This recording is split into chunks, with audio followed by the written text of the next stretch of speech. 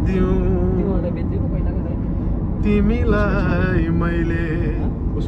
कोसेली भनेर के छ र दिउँ तिमीलाई मैले कोसेली भनेर ल्याएको थिएँ दुई थोप आँसु पोखियो छल्केर के छ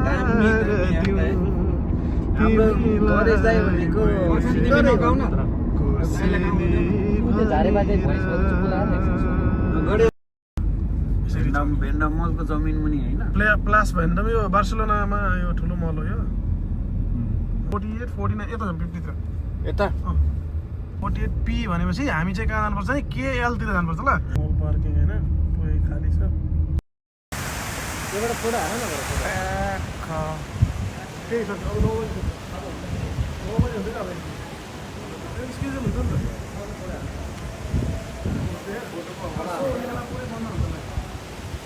त्यस्तो भेन्डम मलमा छ है भेन्डम मलभित्र हामी भेन्डम मलमा सपिङ गर्न लागेको छौँ होइन दाइहरूले चाहिँ केही सामान चाहियो अरे होइन अब घर जाँदै हुनुहुन्छ उहाँ दाइहरूलाई सुजहरू चाहियो भन्दै हुनुहुन्छ त्यही भएर हामी अहिले सुजहरू लिनलाई भेन्डम मल आउँदैछौँ हेरौँ त्यहाँ सुजहरू कस्तो पाइन्छ हेरौँ भेन्डम मल यस्तो छ भित्र मजा छ हेर्दा चाहिँ दामी छ होइन एकदम भिआइपी टाइपको चाहिँ उसहरू छ यहाँ सबहरू छ पुरै कस्टमर मोस्ट अफ यहाँ भिआइपी नै आउँछ राम्रो कस्टमर आउँछ तर हामीले भिडियो गर्दा अलिकति जोगिएर चाहिँ भिडियो क्लिप गर्नुपर्ने हुन्छ जहाँ पायौँ त्यहाँ चाहिँ हामीले यहाँ भिडियो क्लिप गर्नु मिल्दैन त्यसले गर्दा हामीले सबै यहाँको सबै ठाउँहरू चाहिँ भिडियोमा क्लिप गरेर देखाउन पोसिबल छैन जति जति पोसिबल छ भिडियोमा क्लिप गरेर देखाउनलाई म तपाईँहरूलाई देखाउँछु हेर्नु यस्तो छ यो ल दाइहरूले जुत्ता लिने रे टक्कै जुत्ता सिलेक्सन गर्दैछौँ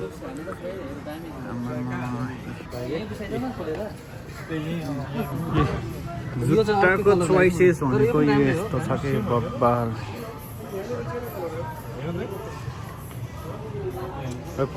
कुन चाहिँ लिने ल कुन चाहिँ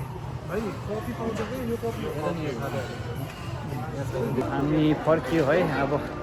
सामानहरू लियो त्यसपछि हामी फर्किँदैछौँ भेन्डम मलबाट अब हामी